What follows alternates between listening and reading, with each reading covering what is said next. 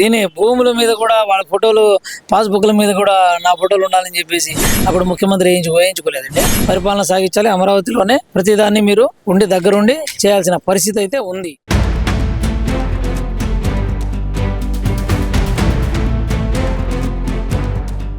ఇన్ని సంవత్సరాల ఆంధ్రప్రదేశ్ విద్యా వ్యవస్థలో ఎన్నడూ చూడని ఒక వింత.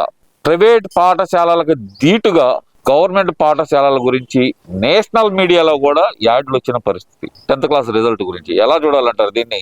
ఇది కూటమి ప్రభుత్వం విజయంగా మనం చెప్పుకోవచ్చు అండి.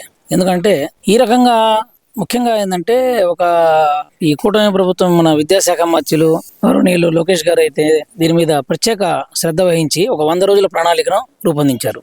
ఈ 100 రోజుల ప్రణాళిక బాగా బ్రహ్మాండంగా, ఎందుకంటే ఇటు టీచర్లు కానివ్వండి, లేకపోతే దానికి సంబంధించిన డిఈఓ గారు కానివ్వండి, లేకపోతే కలెక్టర్లు కానివ్వండి, లేకపోతే స్టూడెంట్స్ ముఖ్యంగా వాళ్ళు కానివ్వండి, దీన్ని సీరియస్గా తీసుకొని మనం దీని మీద మనకిచ్చిన ఈ అవకాశాన్ని 100 రోజుల ప్రణాళికను మనం బాగా ఉపయోగించుకోవాలనే ఉద్దేశంతో చక్కగా బ్రహ్మాండంగా ఏంటంటే దీని మీద కసరత్తులు చేసి వాళ్ళందరూ కూడా బాగా హార్డ్ వర్క్ చేసి దీని మీద ఈ యొక్క విజయాన్ని అందించడంలో కీలక పాత్ర పోషించారు. ముఖ్యంగా పైన విద్యాశాఖ మంత్రుల యొక్క ఆదేశాలు ఒకటి, అలానే ముఖ్యమంత్రి గారు కానివ్వండి, డిప్యూటీ సీఎం పవన్ కళ్యాణ్ గారు కానివ్వండి, ఈ యొక్క స్టూడెంట్స్ అంటే ముఖ్యమైన అంటే మన ఈ రోజు విద్యార్థులే కదండి, రేపటి పౌరులు వీళ్ళే కదా.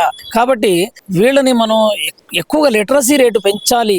లిటరసీ రేటును ఎప్పుడైతే పెంచుతామో అప్పుడు ఆటోమేటిక్గా ఆంధ్రప్రదేశ్ అనేది అభివృద్ధిలోకి వస్తుంది, రాష్ట్రం అభివృద్ధిలో వస్తుంది అనే ఒక ఆకాంక్షతో పిల్లలు ఫెయిల్డ్ అయ్యి అంతటితో ఆగిపోకూడదనే ఉద్దేశంతో దీని మీద ప్రత్యేక శ్రద్ధ వహించి దీని మీద ఈ యొక్క రిజల్ట్ రావడంలో ఇప్పుడు ఏదైతే 85% నాకు తెలిసి నియర్లీ ఆ రేంజ్ లో రావటం అనేది ఇట్ ఈస్ మామూలు ఇది కాదనమాట, అప్రిషియేటబుల్ అనమాట. అంత మంచి రిజల్ట్ అది ప్రభుత్వ పాఠశాలలో, అది కూడా ప్రభుత్వ పాఠశాలలో వితౌట్ ఎనీ ఇదనమాట. అంటే కూటమి సర్కార్ ఇది అందించిన ఆనందం అనమాట. ఆనందం ఇళ్లలో ఎవరైతే పిల్లలు ఇళ్లలో 10వ తరగతి రాసి పాస్ అయిన పిల్లలు ఉన్నారో వాళ్ళ ఇళ్లలో ఒక ఆనందాన్ని తీసుకువెళ్ళి ఒక దిక్సూచి లాగా, అంటే మన ఆంధ్ర రాష్ట్రం కూడా చదువులో టాప్ గా ఉంటుందని మన దేశంలోనే ఒక మంచి ఒక ఇదిని చూపించి ఇండికేషన్ ని, అంటే మనం ఎడ్యుకేషన్ పరంగా ముందుకు ఎలా పోతా ఉన్నాం అనేది మన ప్రభుత్వం, కూటమి ప్రభుత్వం ఎలా ఉన్నదని చెప్పేసి ఒక ఇదిని చూపించగలిగిందంటే నిజంగా అది వాళ్ళ యొక్క విజయం అని చెప్పి నేను తెలియజేస్తాను. ఆ యాడ్ లో ముఖ్యమంత్రి గారి ఫోటో గానీ, విద్యాశాఖ మంత్రి గారి ఫోటో గానీ ఎవరి ఫోటో లేకపోవటం, ఓన్లీ స్కూల్స్ పేరు మీద మాత్రమే యాడ్ ఇవ్వటం ఎలా చూడాలంటారు అసలు? ఇది మామూలుగా ఏంటంటే పబ్లిసిటీ స్టంట్లా చాలా మంది ఉపయోగించుకోవచ్చు. ఎందుకంటే కొన్ని ప్రభుత్వాలు చేయకుండానే చేసినాయి అని చెప్పేసి అట్లాగా అరాకొర ఇవ్వకుండా లేకపోతే అలా చేసిన సందర్భాలు కూడా మనం చూసి ఉన్నాము. ఇప్పుడు ఏంటంటే పబ్లిసిటీ స్టంట్, పబ్లిసిటీ పిచ్చి లేకుండా ఎడ్యుకేషన్ పరంగా మనం ముందు నుంచి ఒక ప్రణాళిక చేసామనే భావన లోకేష్ గారిలో ఉండటం అనేది ఒకటి ఇది అభినందనీయం. ఎందుకంటే ఇది అందరూ కూడా దీన్ని ఒక మంచి విజయంగా భావిస్తా ఉన్నాము. అలాంటిది వీళ్ళైతే దీన్ని పబ్లిసిటీగా వాడుకోలేదు, దీని ఒక ఇదిలాగా చేయలేదు కూటమి ప్రభుత్వం.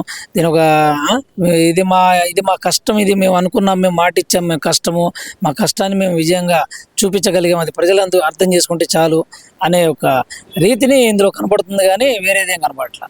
ఇదే యాడ్ గత ప్రభుత్వంలో ఇచ్చుంటే కనుక ఎలా ఉండిద్దని భావిస్తున్నారు మీరు? ఏమంటే గత ప్రభుత్వం అంటే మీకు తెలియదే ఉందండి, దీని భూముల మీద కూడా వాళ్ళ ఫోటోలు, పాస్బుక్ల మీద కూడా నా ఫోటోలు ఉండాలని చెప్పేసి అప్పుడు ముఖ్యమంత్రి వేయించుకోలేదండి. అవన్నీ అసలు దీని కంపారిజన్ లేనే లేదండి. ఎందుకంటే అది వాళ్ళది పబ్లిసిటీ ఎక్కువ, అంటే పబ్లిసిటీ ఎక్కువ ఇవ్వాలనే నా ఫోటోల మీదే ఉండాలి అనే ఒక ఇది మీద ఉండేది ప్రతిదాని మీద. ఇక్కడైతే అది కనబడట్లా. కూటమి ప్రభుత్వం ఇప్పుడు ఏదైతే విజయం సాధించిందో దీన్ని బ్రహ్మాండంగా వాడు యూజ్ చేసుకోవచ్చు పబ్లిసిటీ స్టంట్ గా, కానీ వాళ్ళైతే యూజ్ చేయట్లేదని చెప్పి నేను అనుకుంటున్నాను. జగన్మోహన్ రెడ్డి గారు లండన్ పర్యటన వెళ్ళిన వ్యక్తి తిరిగి వచ్చే అవకాశం ఉందంటారా? ఇక వెళ్తాం రావటం మామూలే కదండి, ఎందుకంటే అది మనం కూడా ఎప్పటి నుంచో చూస్తూ ఉన్నాం కదా. ఎందుకంటే అది ఇక్కడ ఏం లేవు, ఇక్కడ సమస్యలు ఏం లేవునప్పుడు వెళ్ళి అట్లా ఇప్పుడు ప్రశ్నించడం ఏం లేదు కదా. ఇక్కడ ప్రశ్నించే విషయం అయితే ఏమైనా ప్రాబ్లమ్స్ ఉంటే, ఇక్కడ ఏమైనా పెద్ద పెద్ద కంపెనీస్ రాకుండా ఇక్కడ కాలయాపన చేస్తా సీఎం గారు కానివ్వండి, లేకపోతే డిప్యూటీ సీఎం గారు కానివ్వండి, లేదా లోకేష్ గారు కానివ్వండి, లేకపోతే మిగతా మంత్రులు కానివ్వండి, ఎవరు పనులు చేయకుండా ఖాళీగా ఉంటే కనుక ఇబ్బందులు ఏమన్నా వస్తే కనుక వారికి అవకాశం ఉంటుంది ఇక్కడ ఏదైనా అడగటానికి, క్వశ్చన్ చేయడానికి. అలాంటిది లేనప్పుడు ఏం చేస్తారు? ఇక ఆ టూర్ వేస్తే మామూలే కదా, ముందు నుంచి వెళ్తూనే బెంగళూరులోనే ఉన్నారు కదా. ఇప్పుడు బెంగళూరు నుంచి మళ్ళీ హైదరాబాద్ షిఫ్ట్ అవుతున్న జగన్మోహన్ రెడ్డి ఏంటంటారు, ఇది ఎందువల్ల అనుకోవచ్చు అంటారు? అదే వారి పర్సనల్ ఏమో నాకే తెలియదు కానండి. ఇక్కడ పని లేకపోతే బెంగళూరు వెళ్తూ ఉంటారు కదా ఎక్కువగా. ఎక్కడ ఉన్నారంటే అటు ఉన్నారంటారు కదా.